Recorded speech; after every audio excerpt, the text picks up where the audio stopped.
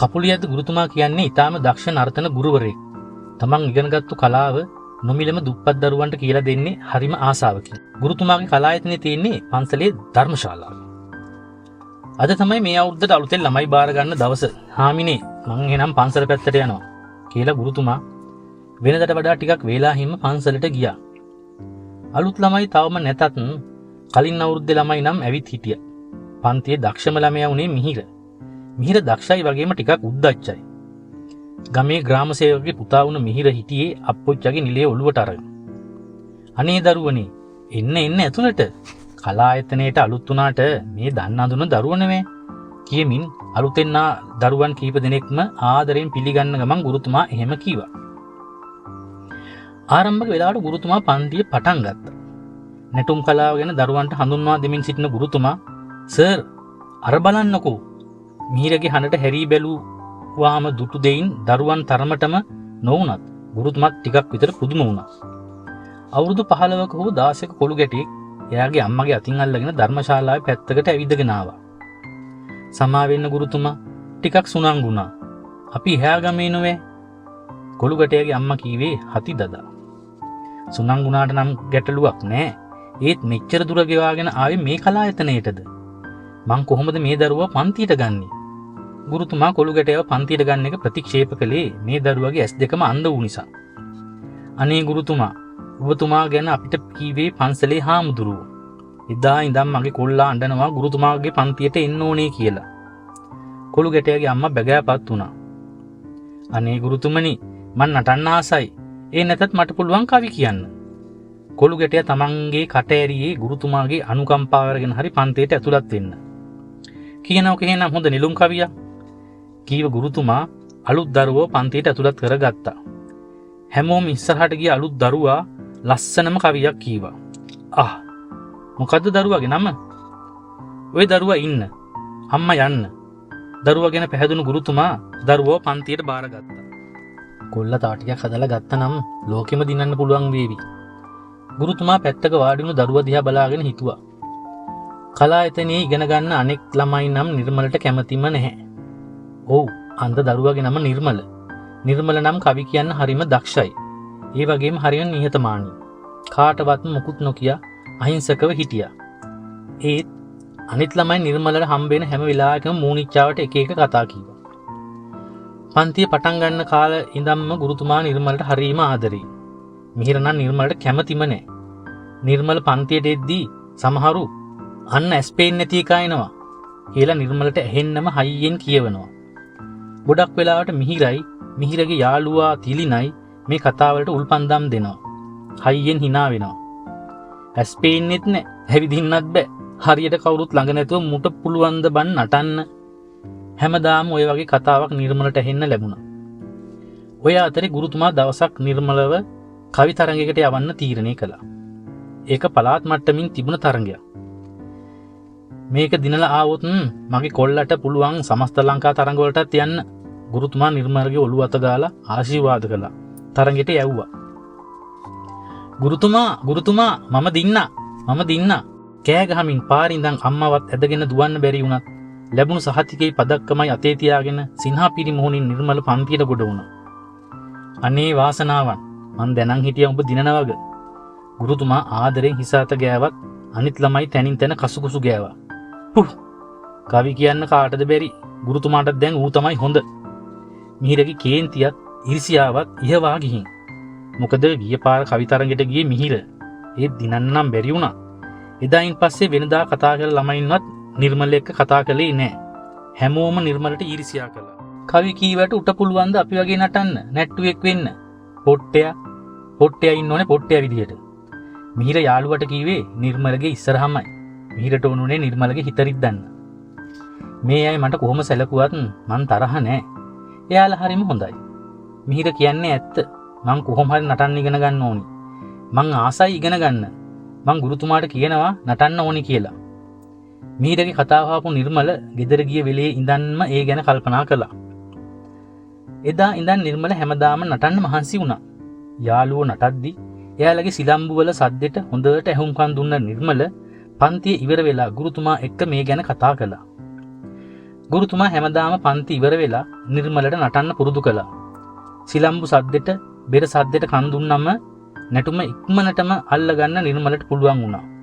අත පෙරලෙන විදිය සහ තවත් නර්තන විදි ගුරුතුමා නිර්මලට තනියම ඉගෙනුවා. දක්ෂ විදියට උවමනාවෙන් ඉක්මනටම නිර්මල නටන්න ඉගෙන ගත්තා. ඒත් පන්තියේ කිසිම වෙලාවක ගුරුතුමා නිර්මලට නටන්න ආරාධනා කළේ නම් නැහැ. කවි වලින් විතරයි නිර්මලට පන්තියේ කටයුතු වලට එකතු කරගත්තේ. ඔය අතරේ දවසක් ගුරුතුමා සුබ ආරංචියක් ගෙනාවා. ළමයිනේ, ලබන සතියේ සමස්ත ලංකා තරඟ තියෙනවා. දෙන්නෙක් යන්න ඕනේ. ගුරුතුමා හැමෝටම ඇහෙන්න කීවා.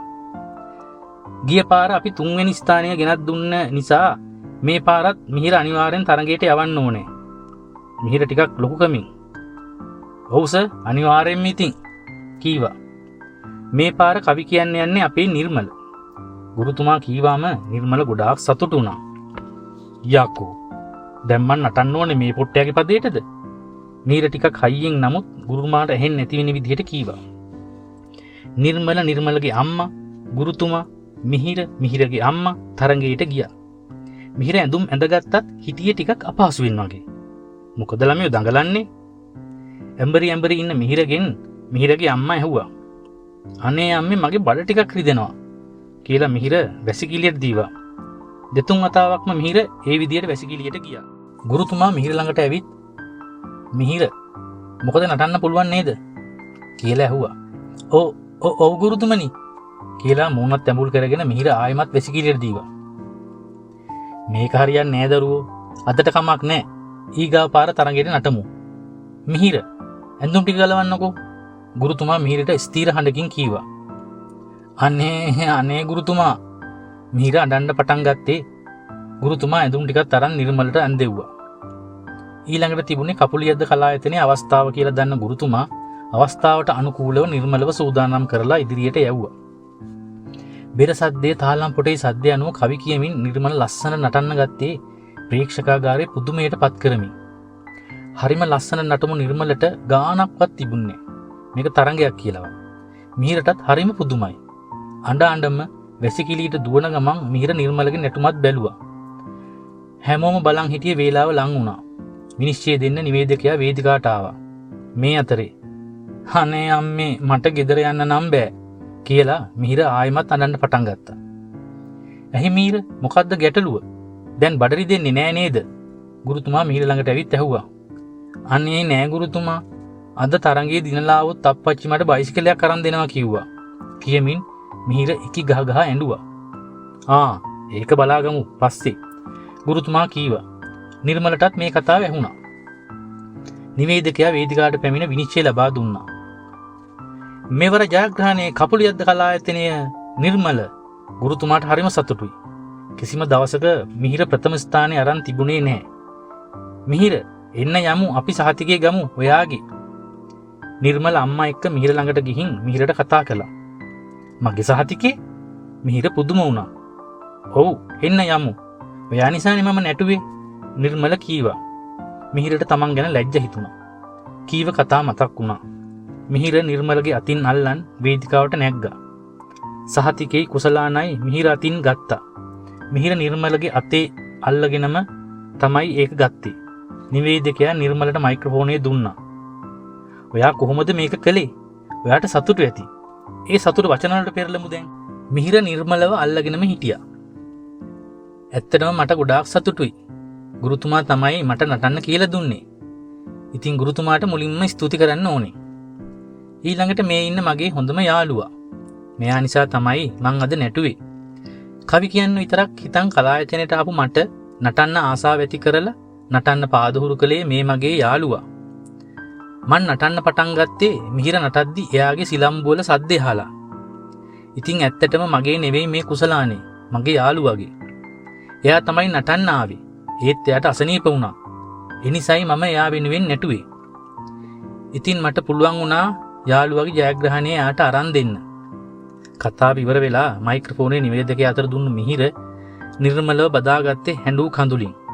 කුසලානේ අරන් ගුරුතුමා ළඟට ආපු නිර්මලත් මිහිරත් ගුරුතුමාට වැඳා.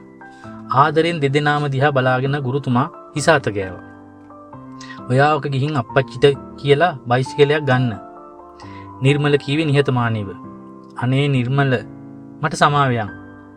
මිහිර ලැජ්ජාවෙන් වුවද ආයමත් නිර්මල බදාගත්තේ Tamanගේ වැරදිවලට පසුතැවෙන ගමන්. බං කොල්ලු. මෙච්චර කතා කියපු මිහිර උඹේ හොඳම යාළුවා වුණාද? ඔබට සලකුව විදිය මතක නැතුවද?